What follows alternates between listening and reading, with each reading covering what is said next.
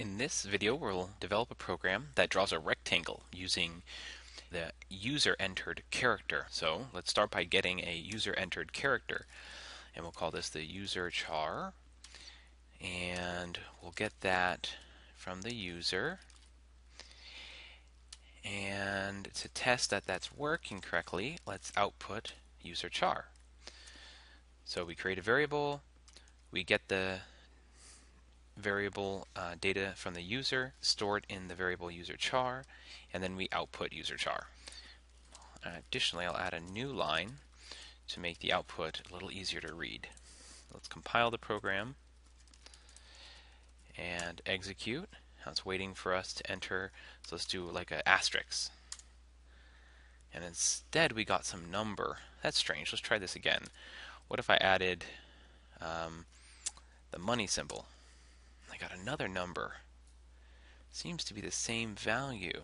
That's strange. Let's try putting in 56. We got 56. Interesting. What if we entered an L? We got this value. What's wrong is that we should be using a char to get a char. When we use an int, we get the computer is expecting a number to be inputted, such as 56. So that works fine and is stored correctly because it's expecting a decimal number. But when we put in something else, a character that is not decimal value, then it's converted into a decimal number, which is not what we were expecting to happen. So let's change the int to a char. Just change the data type.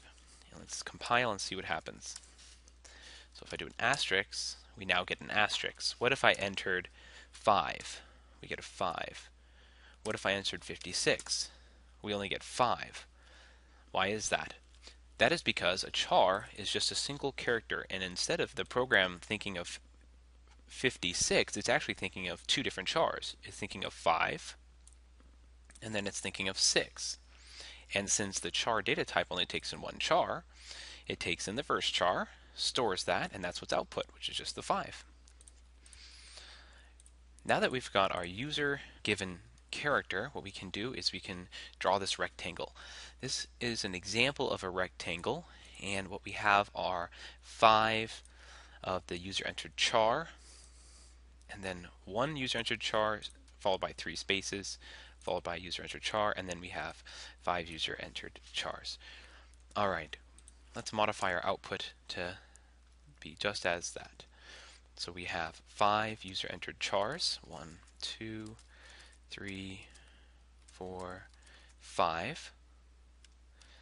And let's see if that's working correctly. I'm saving, compiling, and executing.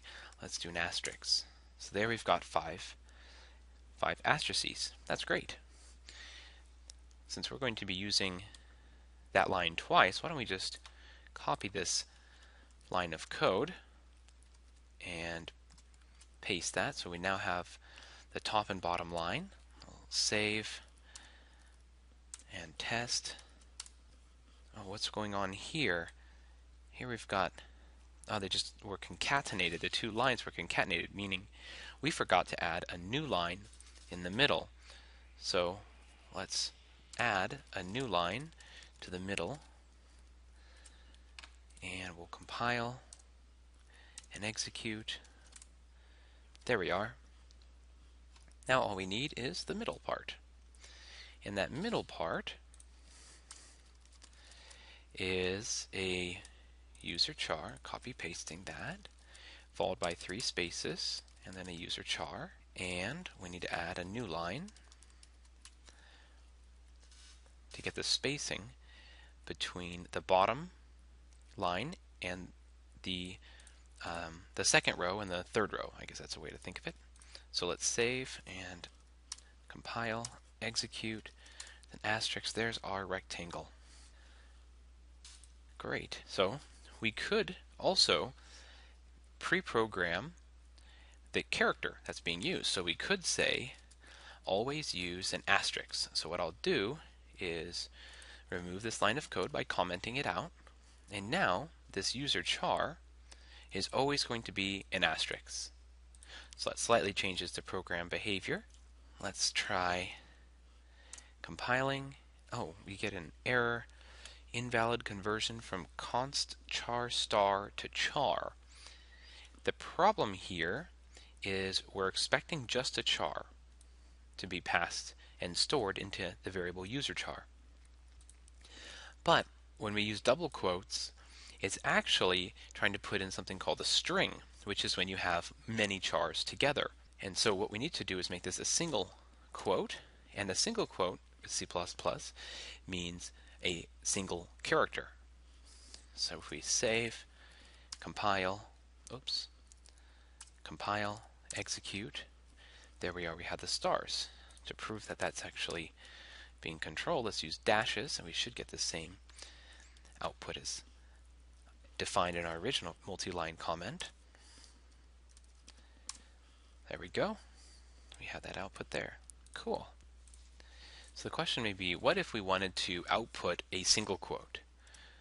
All right, well, we could do 3, and we say, well, this is the starting, this is the ending, and this is the quote I want to output. Let's see what happens. We will compile.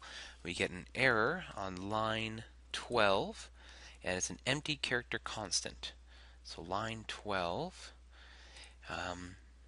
the next error actually is more informative. It's missing a terminating quote, and that's because